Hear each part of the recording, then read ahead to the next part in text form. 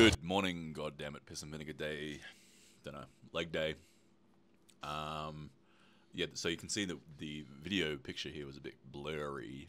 So I'm just gonna narrate in post because yeah, it was just like you can't really see what the fuck is going on here. Anyway, I wanted to take the opportunity with this shitty video to start a Q&A thread.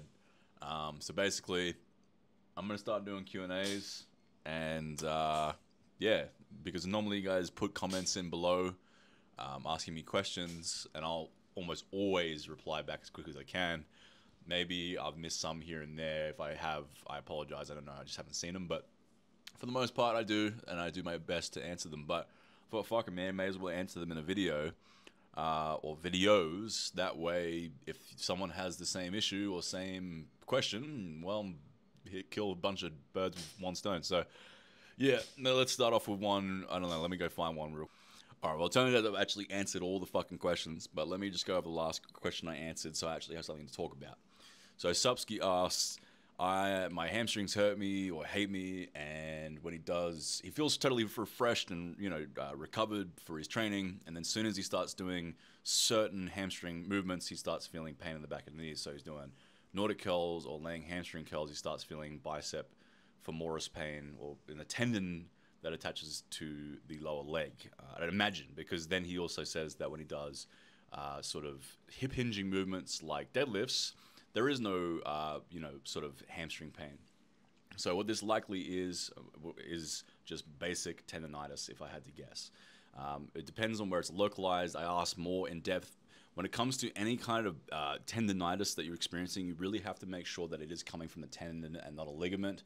And knees can be harder to figure that one out because there's so much going on at the knees. Whereas if you have bicep tendonitis, for example, or tricep tendonitis, it's very fucking obvious. And it'll be through certain ranges, and it'll be more of a dull aching pain versus a sharp pain. And my blanket answer to this is, once you've definitely figured out that it is a tendinopathy, essentially you just have to then choose exercises that doesn't aggravate it, because the further you aggravate a tendinopathy, the worse it gets. So realistically, in this guy's case, I would just choose either higher rep ranges, because higher rep ranges allow you to fatigue the muscle before the tendons a little bit more. And then I also choose exercise selection that allows him just to primarily feel no pain. Now, that might not be ideal, because he might find that an RDL doesn't hit his hamstrings as isolative as a Nordic curl or a laying hamstring curl. But you've just got to pick your poisons. And the thing is, there's plenty of people that get massive muscles from a plethora of different exercises. Everything works, but what works for you is different. And what works for you at a certain time based on an injury is very important. So to Supsky or anyone, any individual experiencing a tendinopathy, I would highly suggest to do only movements that don't give you any sort of pain. And then I would rehab it on your own time with higher reps on a regular basis. I'll make a video in the future about that, because I fixed my bicep tendinosis on my right side in the last few months with very strategic rehab. So I'm gonna make a video about that, how to fix tendinopathies, because shit's very important, because you can end up tearing that shit if you're not careful. But yeah, I mean, and then also you have to ascertain whether it's tendonitis or tendinosis. So in the case of Supsky, if, let's say, for example, you train, you just eliminate the exercises that are giving you issues for 6 weeks, and then you come back to those exercises and you feel fine, then it was tendonitis. It was short term. But if you come back to that exercise after 6 weeks and it still hurts, then it's tendinosis. So tendonitis, typically 4 to 6 weeks. Tendinosis, typically 4 to 6 months. But you can drastically improve that recovery time, especially for the tendinoses, if you do certain active recovery or active rehab stuff. So that's a video I'm going to make probably in the next week or so on how to fix your tendinopathies if you have them.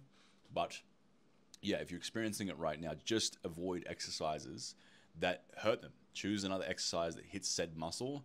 Because when I was experiencing bicep tendonitis or tendinosis in my right bicep, I just started doing different bicep exercises that didn't aggravate it. Certain movements, the video's about to end, but the thing I'll end on is, if you have tendinopathy, try to have the maximal tension on the muscle when the tendon is shortened. So in the case of a bicep curl, don't do a decline bicep curl, because a decline bicep curl has a bunch of tension at the bottom range, which is when the tendon is stretched, which is going to increase likelihood of injury if you have a frayed tendon, but also it'll increase the pain and wear and tear. So you would choose a bicep variation where maybe you don't do a full stretch to the bottom, and on top of that, the maximal tension is at the top, where your tendinosis is the least to be in pain. So Supski, if you're listening to this, do a hamstring curl variation that doesn't hurt, higher reps, maybe add band tension to the hamstrings so that it is hardest at the top of the range rather than the bottom. But generally, avoid painful exercises until you're recovered. That's the general answer. Anyway, peace out, bye. Ask more questions and I'll answer them.